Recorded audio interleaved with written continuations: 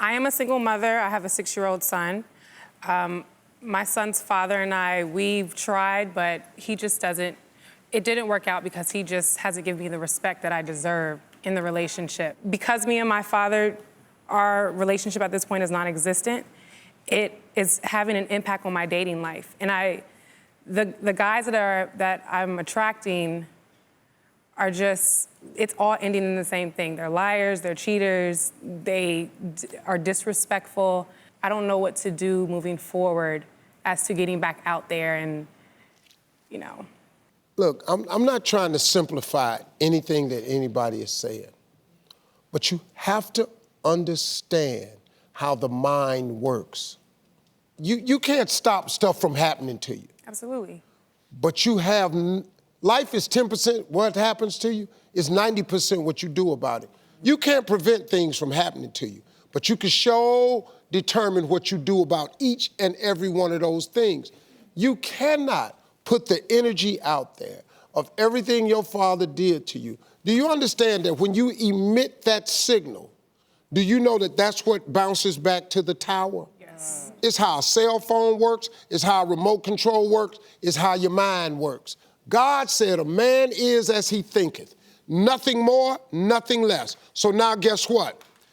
If you live your life with the expectations that your father did this to you, your father did that to you, your father never offered you this view, your father was not there for you, guess what you're doing? You're emitting that signal. The only thing can come back is the same thing you put out. I cannot stress enough the importance of your mind. But listen to me, that energy is the attractant. If a woman says all men are dogs, doggone it, here they come. Here they come. You finna meet all of them. I keep meeting cheaters, liars, non-committers. You trying to have a relationship with your father that he couldn't have with your mother, and now you end up emitting that signal, and that's what comes back. That's the first thing I want to get across to you. You are looking for something. Can I teach you this right here? Stop looking for a man for what he'll give to you, and look for a man for what he will sacrifice for you. Right. That's a huge difference.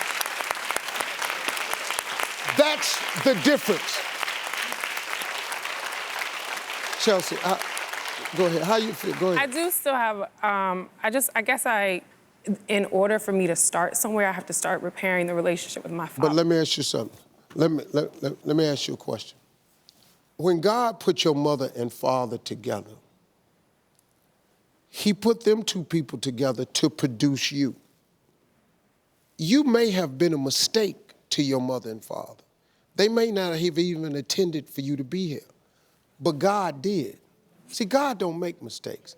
The whole purpose for your mother and father was to produce you.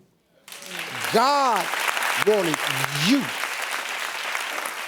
Let me give you the best example I like to use.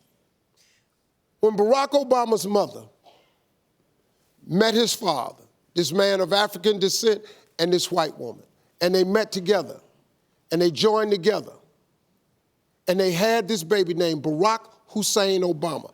I bet you didn't never one of them know what God had in store, because God needed him. He wanted him in this world because he was going to turn him into the first black man to ever be in charge of this country right here.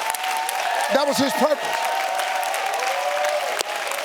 Now look, the fact that Barack ain't got no relationship with his daddy, that didn't stop the show.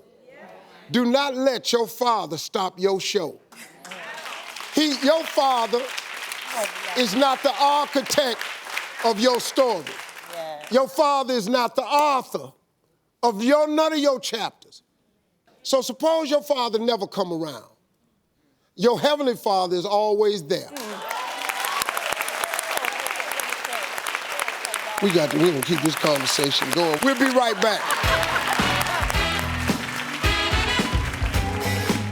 Hey, you made it to the end of this video.